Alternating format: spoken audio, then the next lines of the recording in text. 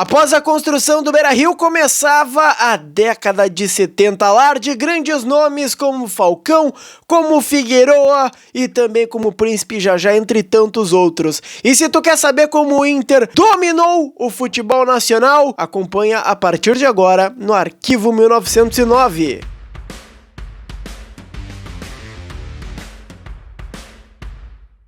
Bom, e começando esse vídeo, no último, eu te aconselho a acompanhar, eu falei um pouquinho mais sobre como foi o processo de construção do Beira-Rio, que terminou em 1969. Em 1970 começava uma nova década com a seleção brasileira conquistando o tricampeonato no México e o Inter preparava o caminho para os 3 títulos brasileiros. E por falar em título brasileiro, eu preciso falar do patrocinador desse vídeo. Isso mesmo, a KTO. A KTO é a nossa casa de apostas. Utiliza o cupom ARQUIVO que tu vai ganhar um bônus de 20% no teu primeiro depósito. Na KTO, tu pode jogar no título brasileiro do Internacional, que neste momento, no momento da gravação desse vídeo, tá pagando 9. Então vai lá, te registra, bota o código ARQUIVO e faz a tua fezinha no Internacional, que pode ser campeão brasileiro, assim como 1975. Só que antes disso, o Inter preparava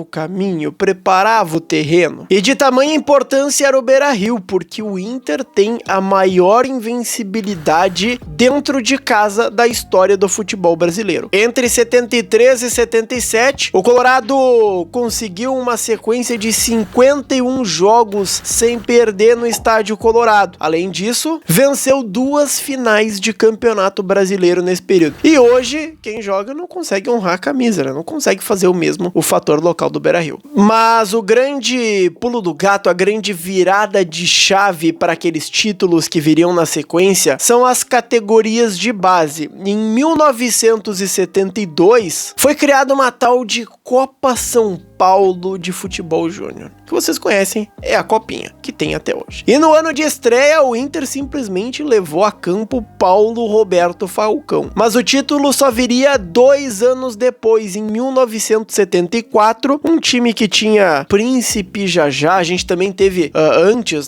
em 72, Batista. Então, o Internacional naquele período trazia grandes nomes de sua categoria de base que viriam a estourar no futuro. Além disso, a gente pode citar outros grandes nomes que foram revelados pelo celeiro de ases, como por exemplo, Valdomiro, Escurinho, Carpegiani, Vacaria, Caçapava, Mauro Galvão. Todos esses foram revelados pelo Internacional. Mas faltava uma liderança, faltava um xerifão, faltava um cara que dissesse: a grande área é minha e ninguém entra se eu não autorizar. Isso mesmo, faltava Dom Elias Figueroa. E para vocês terem uma ideia, eu já falei sobre isso por aqui, o Figueroa simplesmente rejeitou uma proposta do Real Madrid para jogar no Internacional. Mas é claro, é porque o futebol brasileiro tinha grandes nomes, era um cenário muito diferente e o Inter é muito maior que o Real Madrid, convenhamos. E vale também lembrar que o Figueroa foi também uma resposta. Isso porque o Grêmio havia contratado o Anchieta, um zagueiro uruguaio de muita qualidade. Também tem os dotes vocais, ele participou do The Voice recentemente. Soy el fuego que arde en tu piel. Mas o Inter conseguiu se equiparar e até melhorar com o Figueroa, um dos maiores zagueiros, não só do Inter, mas da história do futebol mundial. Então, já temos categoria de base, já temos uma grande contratação, só que o Inter batia na trave. Isso mesmo, o Colorado fazia boas campanhas, mas na hora do vamos ver, não chegava lá. Mas a gente sabe que isso prepara times para serem campeões, e isso aconteceu com a gente. Em 71, por exemplo, a gente foi 5º colocado. Em 72, 3º. Em 73 e 74, 4º lugar. E é importante ressaltar, né? Naquela época, Libertadores só ia campeão e vice. Imagina se tivesse esse show de vagas hoje. O Inter ia ser figurinha carimbada na Libertadores. Tudo bem, beleza. A gente já tem a base, a gente já tem grandes contratações, a gente já tem o estádio e a gente tá chegando. E a gente também tinha um grande treinador. 2 grandes treinadores. Porque antes do Rubens Minelli, que eu já vou explicar mais pra você sobre ele, estava no Internacional Dino Sani. Dino chegou no Inter em 71, ele foi como jogador campeão mundial em 58 e ficou no Inter até 73. Dá pra se dizer que o processo dele com o Internacional foi muito parecido com o de Muricy Ramalho naquele time campeão mundial, uma espécie de criar o grupo de jogadores, e foi isso que acabou acontecendo. Ele, por exemplo, gostava bastante de um time ofensivo, de um time que utilizava as características individuais de cada jogador, priorizava a posse de bola e principalmente, tá, o que dizem que ele montou o Inter para Falcão. Pro cara que veio logo na sequência, Rubens Minelli, conquistar absolutamente tudo possível. Um dos, se não o maior treinador da história do Inter e um dos maiores treinadores da história do futebol brasileiro, Rubens Minelli já chegou chegando. Em 74 foi campeão gaúcho invicto, e eu vou falar mais sobre gauchão porque a década de 70 teve muito gauchão, e ele trouxe muitas coisas ao futebol brasileiro que hoje são comuns, mas que na época não eram. Ele foi um cara que inventou bastante coisa. Ele trouxe, por exemplo, linha de impedimento, jogadas ensaiadas, saída de bola. Outra coisa que ele também fazia, análise tática de adversários, cara. Isso tudo hoje tem scout, com computador, com tudo mais. Na época dele era tudo mato. E os caras no treino do time rival, com uma câmera ali, tiravam umas fotinhas, ele pegava, botava essas fotinhas no vestiário e fazia do jeito dele. E muito inspirado, é claro, na Holanda daquele ano de 1974, vice-campeã da Copa do Mundo com o carrossel holandês, ele tentou implementar algo parecido no Internacional. Quer saber de uma coisa, então? Ouve só o que o Falcão e o Valdomiro falaram sobre o gênio Rubens Minelli. Quando o Minelli assumiu, a gente mudou um pouquinho, ele fez uma marcação individual. Aquele jogo que a Holanda fez na Copa 74, mas nós procuramos treinar. A saída de jogo, todo mundo voltando, atacando em bloco. Passou a dar uma outra tipo de visão, a visão do futebol total. O lateral direito, que era o Cláudio, pegava o ponto esquerdo do adversário, o Vacaria do outro lado pegava o outro ponta, o zagueiro, que era o Pontes, o Hermínio e tal, marcava o centroavante, sobrava o gringo atrás do Figueroa. Nós éramos obrigados a marcar os 4 homens da frente. Então era homem a homem, então o campo todo. Então foi uma modificação em termos táticos, né? De repente chegou o Manga, de repente chegou o Lula, antes tinha chegado o Figueroa, aí veio o Flávio Bicudo e aí se formou o grande time.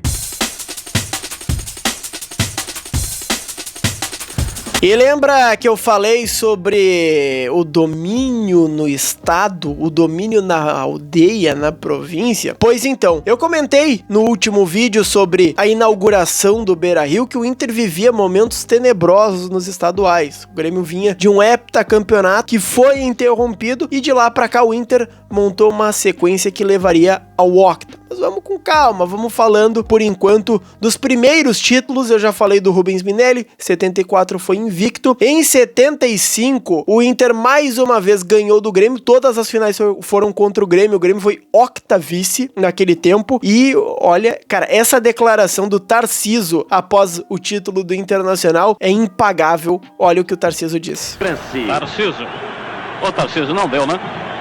Pô, é lamentável, sinceramente. Eu já tô no negócio, sabe, eu não queria falar não, mas eu vou dizer, pô, já não aguento mais perder pro Internacional, não aguento mesmo. E agora vamos falar da parte boa, da parte das glórias, porque eu tô falando que o Inter batia na trave e se tinha muito falar sobre o Rio Mampituba, que é o rio que divide o Rio Grande do Sul do resto do Brasil, né? Santa Catarina ali, mas todo o resto é dividido pelo Mampituba. E se dizia que o Inter e o Grêmio também não conseguiam cruzar o Mampituba, não conseguiam fazer valer a sua soberania a nível nacional, e o Inter foi o primeiro no ano de 1975. Era um campeonato maluco, como todos aqueles em mata-mata. Era um campeonato que ia se inflando e a gente vai ver muito isso quando a gente for falar de 1979. Mas em 75 a gente teve 3 fases de grupo. Isso mesmo, 3 fases até o mata-mata, a decisão semifinal e final. Nas 2 primeiras fases a gente nos classificou em primeiro lugar, mas na terceira fase a gente se classificou em segundo, o que nos deu um dos episódios mais bonitos que a gente já explicou nesse vídeo, mas eu vou dar uma resumida aqui no canal, que foi o dia que o Inter acabou com a máquina tricolor do Fluminense.